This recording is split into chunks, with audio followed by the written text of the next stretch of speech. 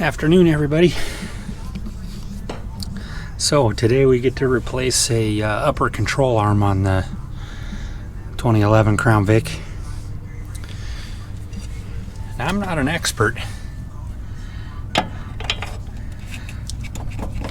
but I don't think that's supposed to move quite that easily.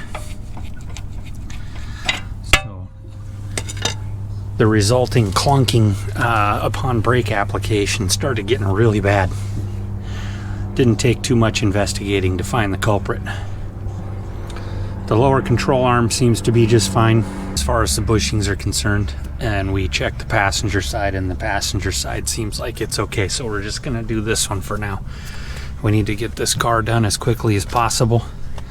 We've got about 2 hours to get it done, so I'm gonna try and do it efficiently. We got all of our tools laid out ahead of time. My plan of attack: I don't believe you can get the control arm bolts out with the coilover still in place, so we're going to take the 3 nuts off the coilover top. These nuts will be removed: 13 millimeter, 21 millimeter. The ball joint socket, or the ball joint nut, should be a 24 millimeter or a 15/16. I'm going to go ahead and take the caliper and the rotor off real quick so I can disconnect the sway bar end link. I want to do that to be able to force the lower control arm down to get the strut or the coilover. I don't want to take the coilover all the way out. I just want to kick the coilover out just far enough to get the bolts out of there. Hopefully that'll work. I think it will. Gotta undo the ABS cable with these 2 clips here, and I think we'll really be able to get this done pretty quickly and efficiently. We'll be using various electric implements to cheat along the way.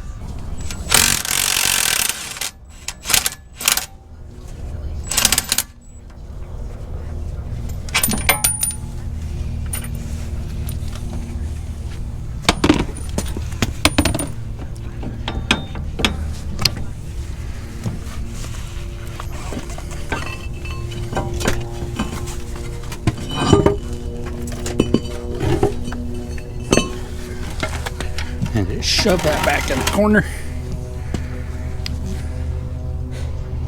Okay, baby impact again. And then we're gonna put this guy on there. See if you can zip off this nut right there. That guy.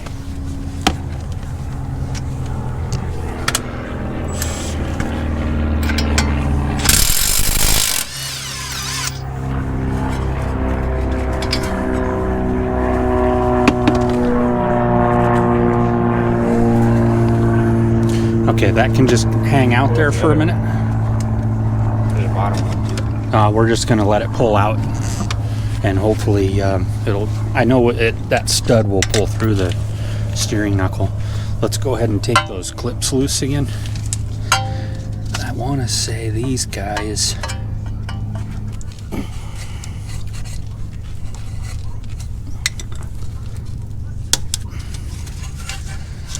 okay. Go ahead and spin the nuts off the upper control arm.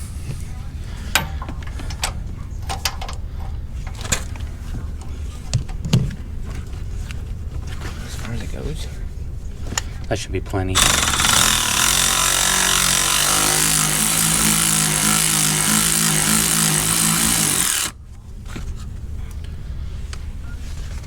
Now, front one's going to be a little bit trickier because you got to be careful with that ABS wire.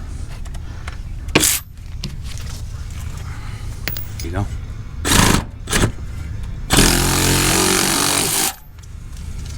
I don't know how this spot got right here on the front bumper cover. What is it? Huh? What is it? I do. You from mom ran it over? Yep.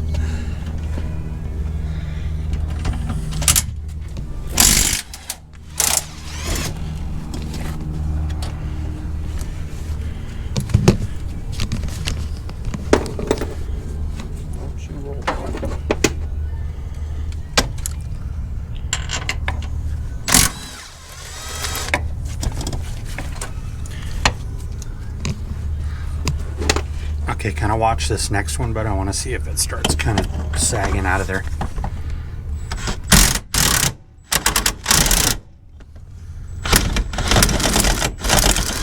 Doesn't look like it.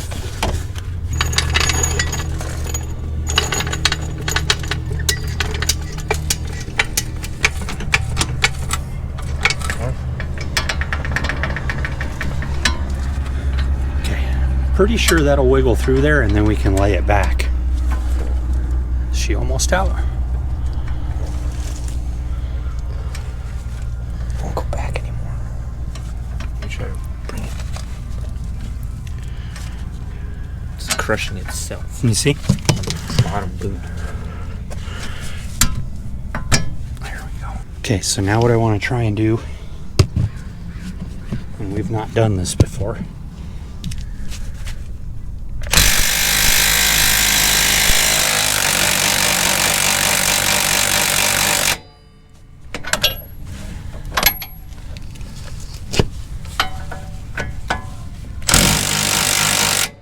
hold that right there, bud.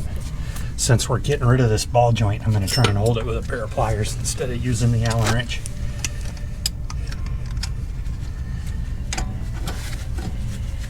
Okay, hit it.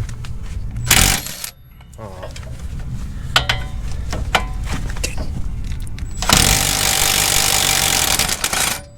That was way easier than holding it with an Allen wrench. I think we got a new one. When we lowered this car the very first time, we noticed that this control arm was loose, but it didn't really have any play at the time. Now it has lots of play. All right, quick update. We ended up taking the coilover all the way out because it wasn't that hard, other than the bottom bolt was stuck. But once we got it unstuck, easy to get out of the way. So now we can finish beating these bolts out. These bolts appear to be quite stuck in the aluminum cross member, and this isn't really a rusty car, so I would hate to work on one of these that's like super rusty. But we're down to just getting those two bolts out, and the control arm's off, and then it will just be a reverse putting it back together. I'm gonna try hitting that guy right there for once, just for the hell of it.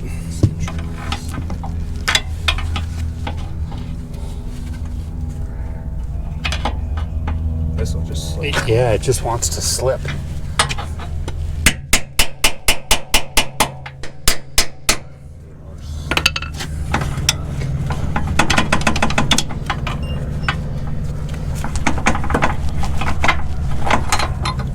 Okay, so there's one of them. It's got a special flat cut in the bolt head to keep it from rotating when you're... That really shows how bad that bushing is. So we just got to get this stuck, bolt out. You're not really hammering. I don't want to hit that wire. Let's torch this one. So we're gonna heat that aluminum up for about 5 minutes and see if that'll break that bolt loose. All right, so after a little bit of swearing, we're able to finagle the upper arm off, and now we just got to finish getting this forward bolt out. And the only reason we were able to finagle the arm off of there is because there's not anything left of the upper forward bushing. Here's the inner part of the bushing. I see why the control arm kit that we bought, which we bought from O'Reilly's, by the way, from Precision Control Arms, comes with new hardware, because you're probably going to mutilate those two bolts getting that upper control arm out of there.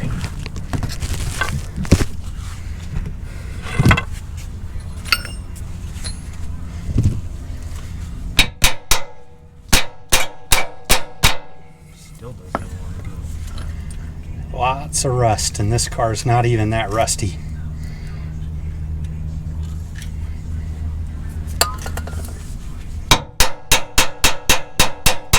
Normally you would want to protect these threads really good, but as you can see, I'm just beating the hell out of the threads.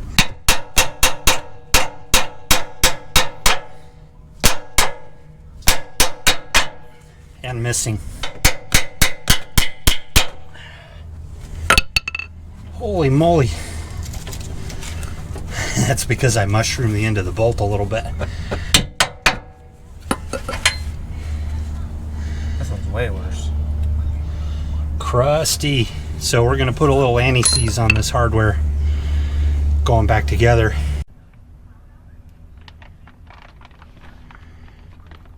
Alright, here's our new precision control arm. It's easier to just buy a new one with the bushings already in it, and you get a new ball joint. It's even a greasable ball joint, which surprised me a little bit. So we'll probably put a couple squirts of Mobile 1 in there. Got this fancy protector over the ball joint. Comes with new hardware. So since this is one of the cast control arms instead of the tubular one, it gives you these little clips that you can zip tie onto the control arm for the ABS cable. And I'm not quite sure why you wouldn't just zip tie the thing to the control arm and eliminate these middlemen, but their intentions are good. New bolts to replace these bolts that we mutilated. So I'm going to get a little bit of anti-seize and we'll lube up those bolts.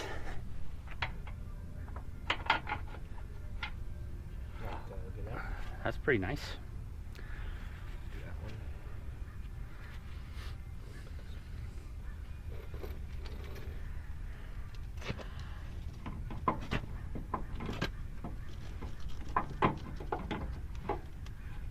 Okay, push that one in first, bud.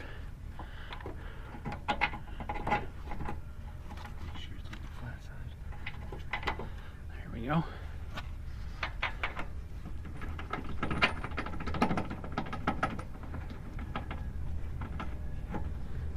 Oh, the washer's got to come off. That's going to get all anti-seizy. Nice. Good job.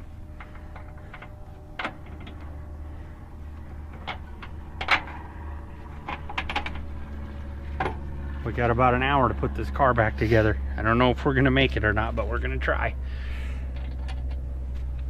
Nut. Knowing my luck, they'll change the size of the hardware. It's amazing how many companies do that. So I won't have to go scare up more tools.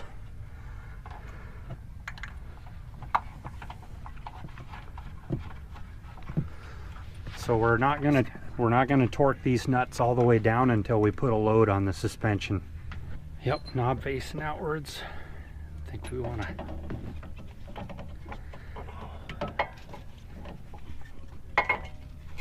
There you go.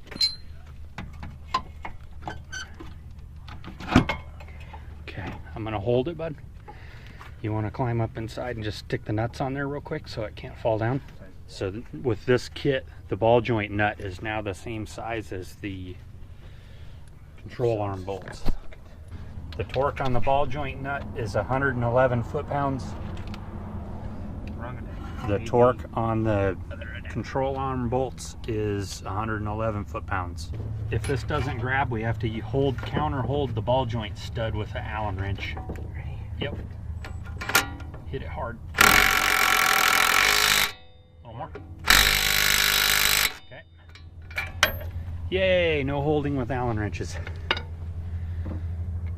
Okay, so Isaac's got this thing literally jacked up to where we're light on the jack stand, which is very close to simulating what it would be like if it was sitting on the ground. So we're gonna go ahead and torque up the control arm bolts and the ball joint. What are the torque specs? 111 foot-pounds. What? Good when you have a Discovery Channel TV special.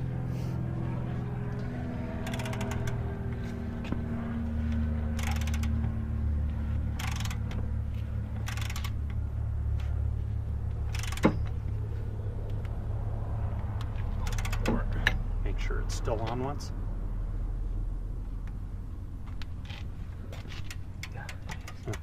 Because if it Just 111 is way tighter than 90.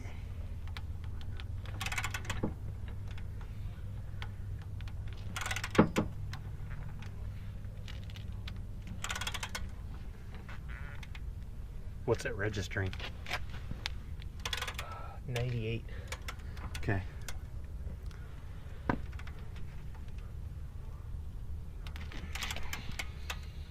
$100. Went up by 2.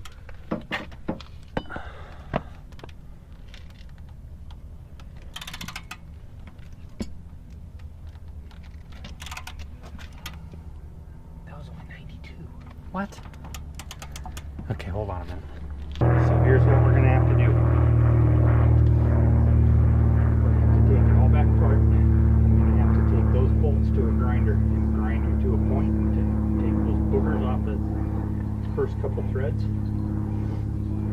Clean those threads up. Annie sees them. Put the old nuts back on them. Okay, so we ran into our first case of adversity. The bolts and the nuts that came with this kit wouldn't hold the factory torque, and I'm 99% sure that the upper control arm bolt torque is 111 foot-pounds. If it's not, I'll eat my words, but I'm gonna go double check it again real quick. So we've basically got to knock this back apart real quick, clean up the boogers that I put in the factory bolts, and then we're gonna put the factory bolts and nuts back in there. Would you have to scroll all the way through? It starts going like 10s after a while. Yes. So then you go all the way down to like 20. So after triple checking that the upper control arm bolts are 111 foot-pounds, and there's 8,000 million cars driving by here today, this is what happened to the China bolt when we tried to take it to 111 foot-pounds. It said, no, I don't think so. Good grief. Don't see turboprops going into Thunfield very often. No more threads inside of their junk. So we cleaned up the stock bolts and were able to undamage the threads just fine, and they instantly held 111 foot-pounds. 112. 112 on one of them. Now I'm a little gun shy on the ball joint. I am not going to torque that guy to 111 foot-pounds because I cannot wipe that guy out. So we're going to start at 80 and see how it feels, and then maybe sneak it up to 90 and probably call her good. All right, so okay, we snuck up on the torque on the ball joint nut, and I think we topped out at about 93 foot-pounds. And I kind of chickened out at that point. I didn't want to take a chance at stretching the threads out of that nut or the stud on the ball joint. At 93 foot-pounds, I don't think it's going to go anywhere. The upper control arms, the factory bolts instantly went to 111 foot-pounds, if I didn't mention that before. Calipers back on and tightened up. Rotors cleaned up. We skipped the little plastic tabs that come with the cast control arm, and I just went straight with the zip ties, the big heavy zip ties on the ABS cable. Got that clipped back in. The lower coilover bolt is torqued. The 3 nuts at the strut top are torqued. I think we're ready to put the wheel back on, road test this guy. And realistically, if you change something like a control arm, you probably should get your alignment checked. I would encourage that you get the alignment checked. But since we're cheap asses, I will just fly it and watch it, monitor the tread wear. The tread wear's always been good on this car. If it continues to be good, then I'm not going to worry about it. But if I notice any slight change in the way it's wearing the tire, then we'll get the alignment checked. especially since we're running staggered wheels and we can't rotate the tires. Just based on the crappy Chinese hardware, I'm only going to give this control arm currently, even without a road test, about a 3.5 stars, because having those bolts fail incurred a whole lot of extra work. Beyond that, the control arm seems like it's pretty good quality. So if you guys have any questions, comments, concerns, or tips on how to do this even quicker than how we did it, be sure to put them in the comments below. And beyond that, we'll see you guys on the next round of buffoonery.